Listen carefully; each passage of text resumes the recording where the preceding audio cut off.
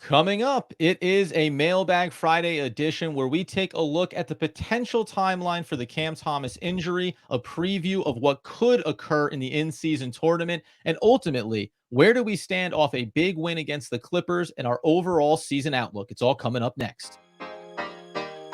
You are Locked On Nets, your daily Brooklyn Nets podcast, part of the Locked On Podcast Network, your team every day.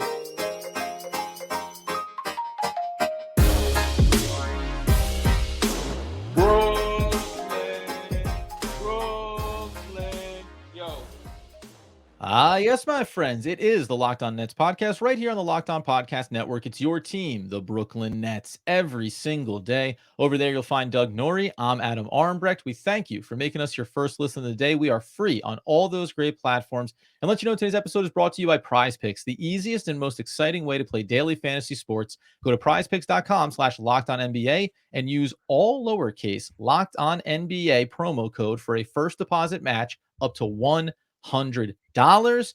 And Doug, we did it. We did the elation of beating the LA Clippers. It was incredible. The Nets are 500. Everything's going to be fine as long as we can have somebody play 48 minutes of basketball without getting hurt. It'd be nice to go a couple games with no injuries. That hasn't been the case for the Nets this season. It feels a little different than in the past because they've actually been able to pull off some wins. But in terms of the injury stuff, it's been just an incredibly bad run so far. Brutal beat after brutal beat with the injuries from Claxton to Cam Johnson to Ben Simmons to now Cam Thomas. Really, all the guys that you felt we're going to have, if you throw in Mikal Bridges, that we're going to have like some of the most impact on the team this season, especially as we were coming out of preseason, so you get to throw Cam in there and they just can't keep anyone healthy. And yeah, look, that's just bad luck. This is not, there's no such thing as like, curses or anything like that. It's just like the way the feet fall and the balls bounce sometimes, but the Nets have just been on the wrong side of it so far. And this Cam Thomas one threatens to be as big of a problem as any of the ones that they've had so far. I mean, I just real quick out of context, we're recording this on Thursday morning. We have not heard the official word about Cam Thomas yet. Our strong suspicion is he's going to miss at least a game, if not more. Well, and by the way, if it's going to be suspiciously strong, a game or a few games, that's okay. Like my bigger fear here, because we're going to talk about who are you trying to bring to this rotation. We saw what Lonnie Walker did against the Clippers as well. I just don't have it be a month. Like just don't have it be something that I think really does start to make you take a step back and say, okay, what needs to happen here? We think Karen Johnson could be coming back soon. Maybe Nicholas Claxton. We know Ben Simmons dealing with some things as well. Like at some point, for the player that ended up becoming the leading scorer for this team early in the season, it's going to be hard to replace that production unless we continue to follow the model, which so far Brooklyn has. You go down. Oh, no, we have another one. We got another guy that comes in and can kind of replicate, replace, manufacture some of that. But there's just a reality that all of one game this season, Cam Thomas has been on. Like it's only one game where he had a bad shooting performance. And that level of consistency on the offensive end is something that you need to have on an NBA roster if you're going to be someone that needs to grind out wins. He's been a bucket getter. He's been a late shot maker, right? Like you need that guy on this team. Yeah, look, he's been one of the best scorers in basketball. That's not even not hyperbole at this point. Point like stop, I think he was, as Doug Norrie would yeah, say. right. He was ranking among the league leaders in points per game, and he's been the true like sort of bright spot around what's happening with the team so far. And again, it's one of these things like, well, in some ways, I think us and Nets fans are in a little bit of a different spot with this because the team has so many guys have stepped up. They're like, that will be fine. It's they got Lonnie Walker. It's all good. I mean, that's not really the reality of the situation here. The reality is, you can band-aid over some of these situations. Some teams can band-aid over better than others. Sometimes you just get guys who are just absolutely out there grinding and fighting like we've seen this Nets team. But at some point you do reach critical mass on these injuries. Now, in reality, they probably should have already reached this, right? Because with the names that have already been mentioned here that have been injured so far, like one would have already thought we were way past the event horizon on what they can sustain in terms of injuries. The fact that they pulled out a victory and they are actually 4-4 through these first 8, which has been a really pretty tough stretch in terms of team, it shows the resiliency of the team. But yeah, like replacing Cam Thomas from what he's done so far, you really can't. Like he's just been that good. And honestly, all the guys that are hurt, you would in a vacuum say you really can't replace them. Like each of the things that they do specifically, maybe Cameron Johnson, but it's not a knock on him. It's just they have a few 3-and-D wing kind of guys. Right. But all these guys like provide singular skill sets that the Nets like don't really have a ton of in other guys, or they have like, 60% of it in some other guys or something. Like, so it's just hard. It's funny because I'll add in, it's like in the short term of Ben Simmons missing a game, right? And we saw some trend in Watford. So it's like with Cam Thomas, you look and you see Lonnie Walker. Well, Lonnie Walker can obviously do a lot, and he's been an electric scorer for the Nets. I don't think that I know he's never been a player that says, hey, I can be a 25 plus point scorer a night with consistency at the NBA level. Now, we don't know. Maybe we're scratching the surface of something new with him. Likewise, when Trendon Watford came in, and we talked about this in the post game, and the same thing can go for Nick Claxton when we think about Ben Simmons. It's like, well, the rebounding or the rim protection. Yep, I can do that, but I'm not going to be the high level facilitator.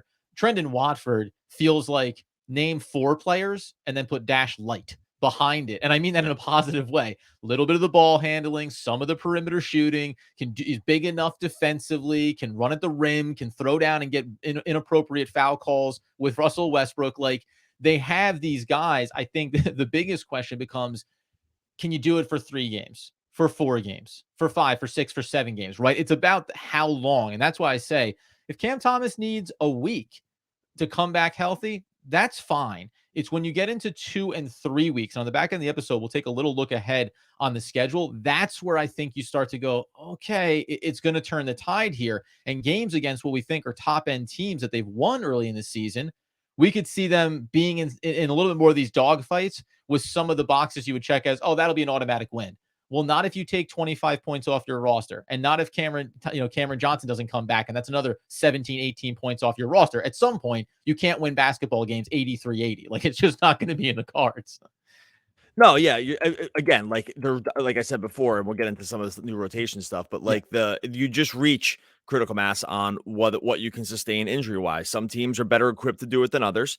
Some guys, sometimes you find diamonds in the rough out there that are able to just band-aid over the situation, or just show that there actually are real rotation players. The NBA opens up possibilities for these guys all the time, and sometimes you just do get more than expectations out of certain guys, which I understand is why fans are often calling for guys at the end of the bench that don't play, because there have been many examples in the past of guys not playing and then playing, and you're like, look what we got here. So I do understand why fans will sometimes say, why can't we see this guy? Because there's plenty of examples, of a guy coming out of, seemingly nowhere and being a real rotation player. So I get that, but the Nets are just in a situation sort of like unlike most other teams in the league. Little bit in survival mode now, but let's get into the rotations. Who can step up? How can they fill this out in the short term? And then we'll even take a look. Who's the scorers? Can we get a hierarchy in the short term and for the season overall of who will be the leading candidates across this roster? We'll dive in that in just one moment. All right, before we get to that, tell you about our friends over at Prize Picks. Prize Picks is daily fantasy made very, very easy. It's the largest daily fantasy platform in North America. It's the easiest and most exciting way to play DFS. They've taken the fun things and removed the difficult things. So the fun things, you just go more or less on the Prize Picks projections. And for the NBA, points, assists, rebounds, blocks, steals.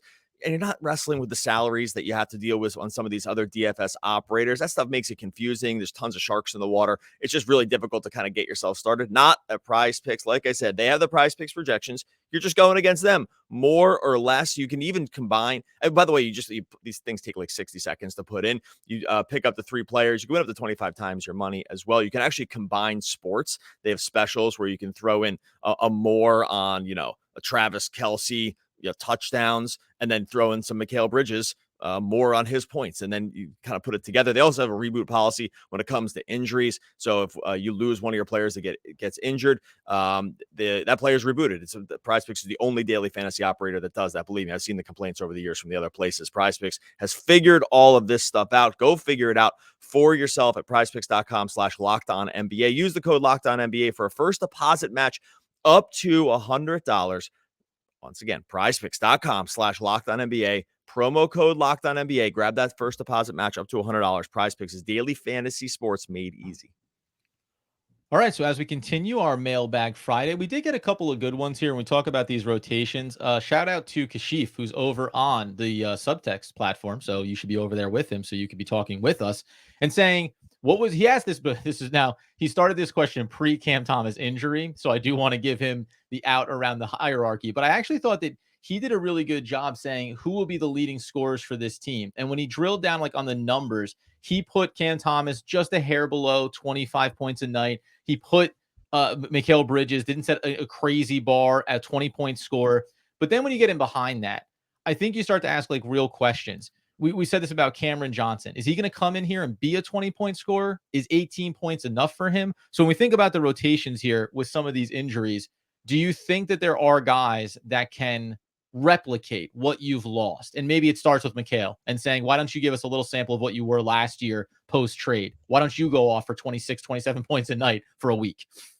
Yeah, they probably are going to need that. I mean, like we didn't really talk about this, but it is a little interesting that he played 34 minutes against the Clippers and scored 10 points, right? Yep. And took 11 total shots. Now, again, within the flow of the game, nothing about this felt incorrect. Like Lonnie really had it going, and Cam had it going to some degree early before he left. So like it wasn't like the shots were finding these other places, and they were getting out into transition a decent amount. So in the flow of the game, I don't think I was like, hey, we need Mikal here, because I think everything was kind of rolling. Now, that being said, what the expectation levels are for him going into the season, I mean, this is considerably below where we thought he was going to be in terms of usage and just overall scoring. Some degree that's Cam Thomas related, because the usage, can only really go one way, or, can't go two ways. And so when Cam's taking more shots, he's going to take less. But no doubt about it. I mean, Mikal's playing more minutes this year. The scoring is down a lot, right? He was 26 points a game for Brooklyn after the trade deadline, 20 points a game right now. At kind of like, somewhat similar efficiency levels, even though the 3-point ball hasn't found. So it hasn't really been falling. So if you're looking at the place to start, it has to be him pretty much, right? Like, I mean, that has been, if you're going to be playing without Cam here for any, stretch of run, and I can't really trust that Cam Johnson's like going to be back next game, Mikal just has to be all the way to the player he was in Brooklyn last year. He didn't need to be up until this point, but now, like, we're stepping into the territory of like, hey, you need to be all the way where you were with the Nets at the second half of the last season. Yeah, and it's funny too, because these last two games, the loss against Milwaukee, the win against the Clippers, it's the ends of the spectrum. Season high, 31 points, 6 of 7 at the line, 12 of 21 from the field in 39 minutes against the Milwaukee Bucks.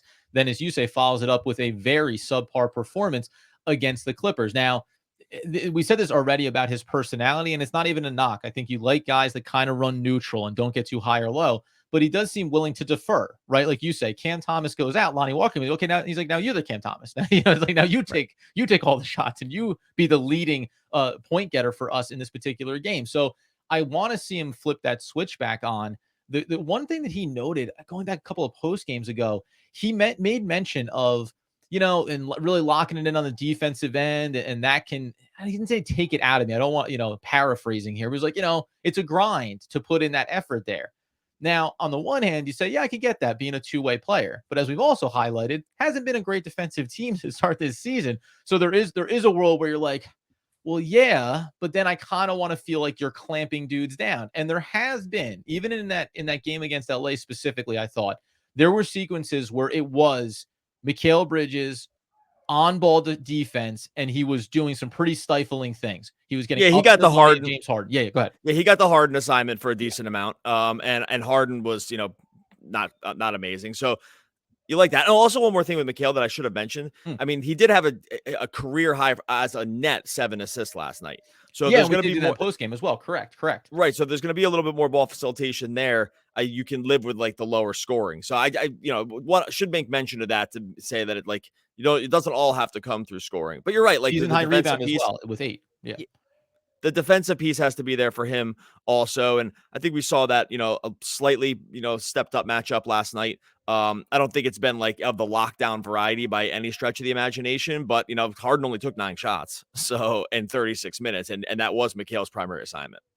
Do you feel like we think about just guys that need to step up here? Spencer Dinwiddie obviously would be the one if you say, well, we just need someone to get more point production. We know that he's capable of doing that. I think I love the version of Spencer Dinwiddie that is the both and, right? That sets everybody else up and also can have some of these nice moments. Not concerned, but it's just the early season on him is it's been a little bit off on the offensive end. He's still done some nice things, and then also the minutes have been down. Now he had a minor injury as well, so you try to compartmentalize what is this rotation going to look like with still all of these players and pieces out. On surface, you'd say, well, we'll put Royce O'Neal in there along with Dorian Finney-Smith and Dinwiddie and Mikal Bridges. Okay, it's all there.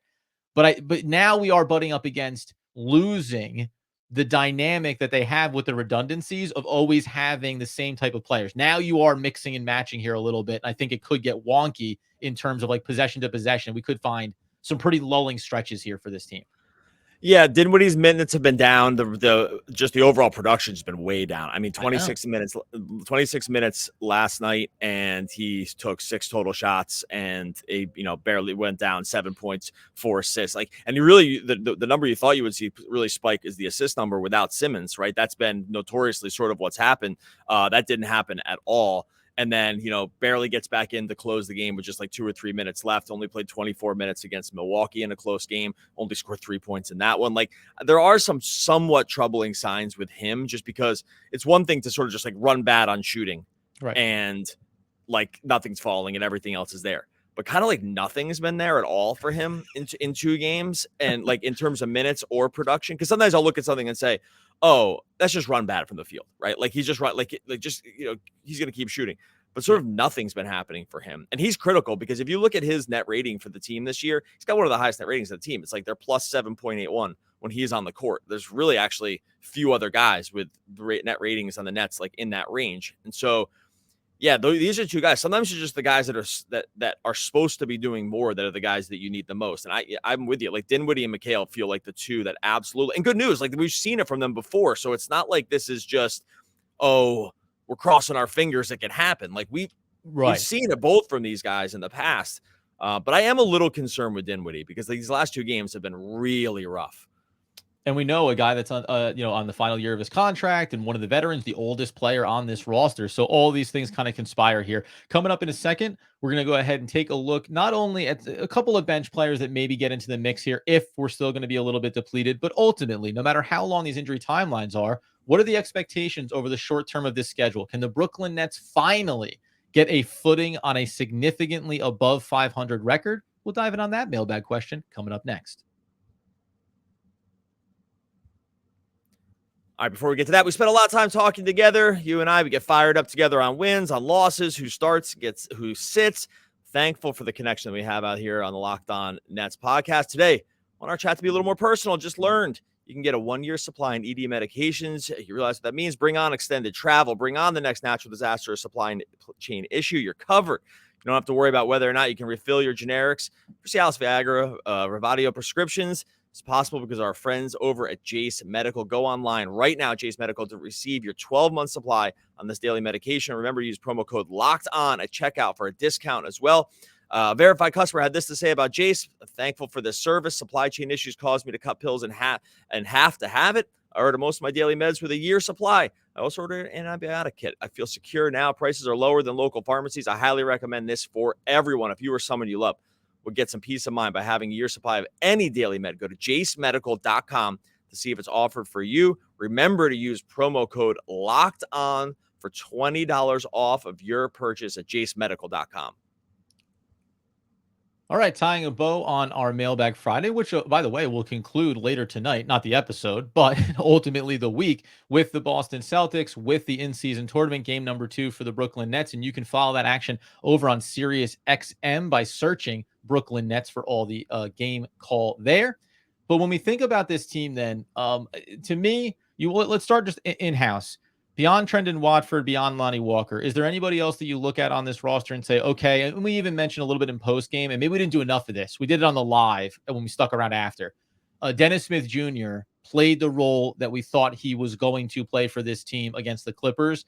does that elevate here, you think, in the short term for this team and say, yeah, why don't you go out and be a bit of that pest on defense and also a little bit of a facilitator too on the other end? I feel like he's more like more than the other guys. He's probably more matchup dependent. Like Yeah. if you have guys that you specifically want to guard, and there's like big drop offs to the next guy, right? Like the Clippers have this. It's like, okay, well, you have Harden, you'd like to lock him up. If Russ wants to shoot, go for it, right? Like that's a good situation for DSJ because he can lock in on one guy. Where the other team, like let's say Boston, I think is a bad matchup for him because they're going to be able to put him in, like he won't be able to do anything on offense. And there has such a talent distribution that I'm not sure that you get a lot by just having just his defense on the court, right? So I think he's a little bit more matchup dependent than some of these other guys. I actually think Watford is like a little less. Like I think he does enough on both ends of the court that you can kind of play him in most matchups, and that's a good sign. But I'd probably put that little caveat next to DSJ that I liked what he brought last night, but I don't think that's going to be like an every game kind of situation because again, like the offensive stuff was rough. And so if you have like, sort of like, high end singular talents on the other side, and then you have guys you don't mind just totally ignoring, he's a good matchup for that. But I just don't see it. I don't see it for all of them. And it's weird too, because like, Ben Simmons, non-offensive player, were he to miss any game, whenever he does miss a game, it's like, well, I can plug in DFS and treat him despite his size and say, yeah, you're the non-shooting Ben Simmons. Great. Just facilitate. But then you lose the defensive size and some of that ability there. So the give and take is a little bit rough. The other thing that I wanted to do here is the Brooklyn Nets are 500 through these first 8 games of the season. And they've won against the Miami Heat. They've won against Chicago. They've won against the LA Clippers, right? I'm including obviously Charlotte as well. And they've played all these other tight games. They kick off with this in-season tournament tonight. But when you look all the way, if you go the next 10 games, it gets you almost to the end of November against the Charlotte Hornets. What expectations do you set for a team that, as you had mentioned, BPI, actually, I think you had this up from ESPN. Yeah, I have it. Yeah. That their win total has skyrocketed off of this first 8-game performance for them in terms of where we think they're going to finish this season. Yeah, if you look at the Basketball Power Index, which is like an algorithm that sort of takes in entire like what you've done over the course of the season, and not just like on a win-loss basis, but factors in your net rating, factors in some of the talent you've lost and had, just factors in like what you've had on offense, what you've had on defense, and tries to make like what your true record is. And I know people are going to say, well, this is made up because it's not actual wins and losses. I get it, but sometimes sometimes things like this are useful to look long term and be like, hey, how are things been going here? Are they running a little bad and maybe the record could be better if it was just like a few ball bounces? Or is it like, are teams getting smoked, but they've actually, they won one tight game and they won 2 tight games and then got destroyed in 4 other games? Well, like that, your record actually probably looks worse than 2 and 4, right? You look more like a 1 and 5. So my point being is this BPI stuff and algorithms that do this, they don't get you into the playoffs, but they give you a sort of a holistic view of maybe how the season's going. The Nets are like so much higher than I thought they'd be. Right now in the Basketball Power Index, the Nets rank 10th overall at 4-4. They are projected now by ESPN to go 45.5 and 36.5. So let's just even round down 45 and 37 based on the sort of like what they've been able to do. 85% chance to make the playoffs is currently constructed. Now, I think that even doesn't even factor in like players they could get back, which is like truly mind boggling. Mm-hmm. But it probably factors in a little, but just the fact that they're up here is a testament to sort of how we've seen these games go. And this part does track. They're 4-4, but remember the 4 losses have also been close, right? Yeah. Except for the Boston game, the other 3 losses were close. And then, I would say like the Clipper game, they kind of, definitively won it, but it was over in the last minute and a half, right?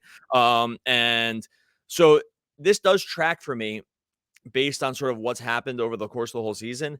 And I find it to be shocking that we're here right now. Like just completely shocking that this is so much more bullish than I think even, again, the most aggressive fan would have ever been with the way this has gone. Yeah, I mean, listen, 43 and 39, this guy right here, you know what I mean? So just somebody that believes. And by the way, look it. Did not believe that it was going to look this good this early in the season for the Nets potentially. And so based off of that, this is where the proof would be in the BPI pudding, so to speak. they over these next 10 games, and you could even include 12 if you wanted to, just because it would get you to the 20 game sample size that you and I so often reference. They're going to have Boston on Friday night, 2 home games, Washington and Orlando, at Miami, home for Philly, at Atlanta, and then a 5-game homestand, Miami, Chicago, Toronto, Charlotte, and then Orlando. And that first game kicking off the West Coast road trip is going to be that against the Kings. homestand. Sorry to interrupt, but that homestand is where they really got to make hay. Like that's got to be like a 4-1 homestand or something. Well, like that. And so that's what I was going to say, because even if you cap it at 10 at the next 10 games, that takes you through Charlotte, and then they'll have the Orlando matchup. But that homestand, with the way they've played this season, and I get you win loss, but Wizards, the Orlando game, the Miami Heat, at least splitting those because you've seen that you can go toe to toe with them. Chicago, Toronto, and Charlotte. Like you look across it over the next 10 games, I expect 6 wins. And you mentioned that back into the homestand there. Then you throw in the extra one with Orlando again. Like, this is where we should be able to look back after 20 games.